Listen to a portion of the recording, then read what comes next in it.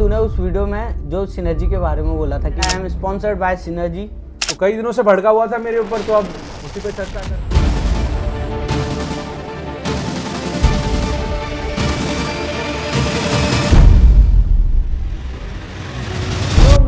Aspirants and welcome back इन सेल लिसन। तो आज हमारे साथ है पुराने गेस्ट हमारे राहुल गढ़िया, तो इन्हें आप जानते हैं, फिर भी थोड़ा सा introduction. Hello everyone, my name is Rahul and I am sponsored by synergy.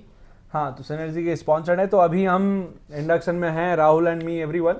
तो अभी इंडक्शन में है, तो राहुल ने भाई गलती से हमारी वीडियो देख ली थी सिनर्जी के वेटिंग पीरियड के ऊपर, तो कई दिनों से भड़का हुआ था मेरे ऊपर, तो अब उसी पे चर्चा करते हैं कि कितना सच है, कितने आपको कितना डेप्थ में नॉलेज होना चाहिए और कितना क्या क्या चीजें आपको और जानना चाहिए। तो चालू हो भाई, किस किस चीज पे।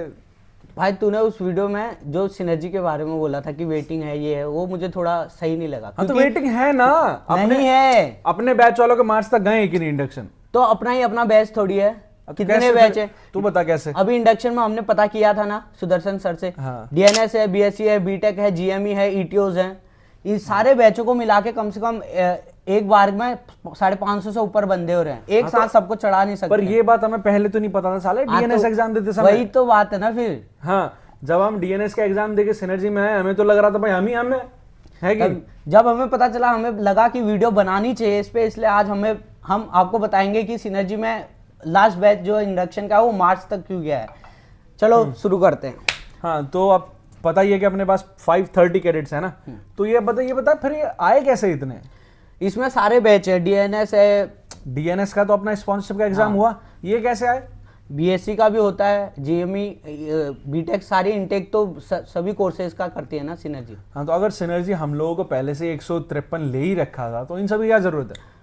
क्यों नहीं है भाई? इंजन साइड कौन संभालेगा? डीएनएस वाले थोड़ी संभालेंगे। बीएससी और बीटेक तो इनटेक तो सबका करना पड़ेगा ना। डीएनएस से काम नहीं चलेगा। कंपनी में, बड़ी कंपनी में जो होता है बीएससी वाले ही जाते हैं, डीएनएस बीएससी दोनों जाता है, तो इनटेक तो हर जगह से करना पड़ेगा ना, उनको बैलेंस करना पड़ेगा पूरा। हाँ, तो अभी जैसे अपना 4th बैच का इंडक्शन चल रहा है और अपने में डीएनएस के कितने हैं? 16 बच्चे। इतने कम कैसे? 45 में से सिर्फ 16?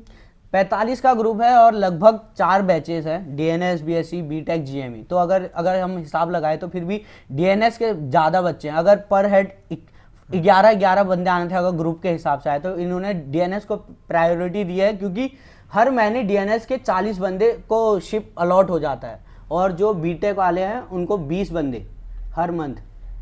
हाँ, डेक कैडेट और इंजन कैडेट 20 के आसपास। तो इसे अब तो फिर ये बता, अब हम लोगों को, अब है ना, हम 16 है, इससे पहले आई थिंक 17 डीएनएस वालों को बुलाया था, तो किस हिसाब से बुलाया भाई? ऐसे उठा के बुलाया है। उसमें भी जितने 17 थे, उसमें भी कुछ तो पार्टनर कंपनीज के हैं। हाँ। जिनको तो जेनको वगैरह, जिनको तो आना ही है, एमओएल है, मस्क है। जो पिछले 3 बैच थे, इसमें ये पार्टनरशिप कंपनी के जो ओनर हैं, उन्होंने बोला था कि हमें अपना बैच फर्स्ट कराना है। डीएनएस तो अभी जस्ट स्टार्ट हुआ है। हाँ, तो मतलब फिर हम लोगों को बुलाया किस हिसाब से? ऐसे रैंडम बुलाया कि कैसे बुलाया फिर? नहीं, मार्क्स के हिसाब से बताया। तो मेहनत करनी पड़ेगी तुमको, और अगर जल्दी शिप चाहते हो तो भाई मेहनत कर लेना, वरना आएगा तुम्हारा। हाँ, क्योंकि कंपनी जैसे भी सेलेक्ट नहीं कर सकती है कि नहीं। अगर ऐसी सेलेक्ट करे तो फिर जाएगा कौन पहले? मतलब तुमने सिलेक्ट होने के लिए इतनी मेहनत की, तो 1 साल, और भाई 1 साल भी नहीं, 9 महीना 10 महीना, एग्जाम खत्म हो जाता है, उसके बाद चिल करो अपना 1-2 महीना, और इंडक्शन हो जाता है, टेंशन फ्री रहो। हाँ, तो अब वापस आते हैं मेरे वीडियो में।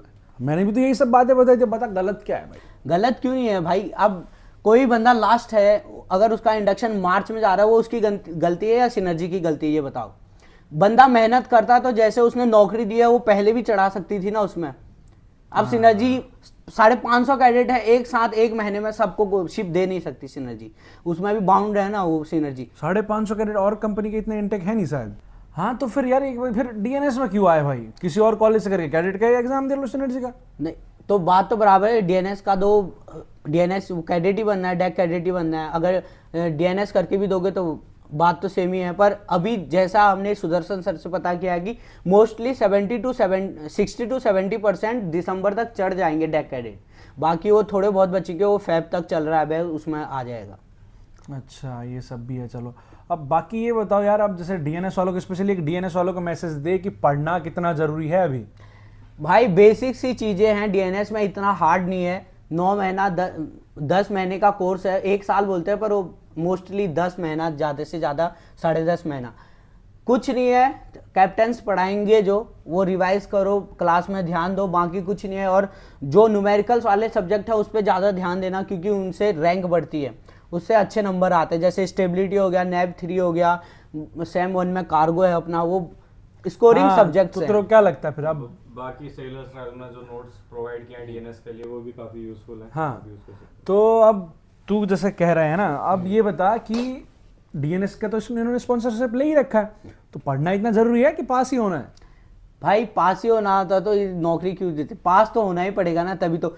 इन्होंने बिना टेस्ट लिए तो तुमको सिलेक्ट किया नहीं है, तो 1 साल और पढ़ लो, शिप पे चले जाना, शिप पे मजे मारना, पढ़ाई करना।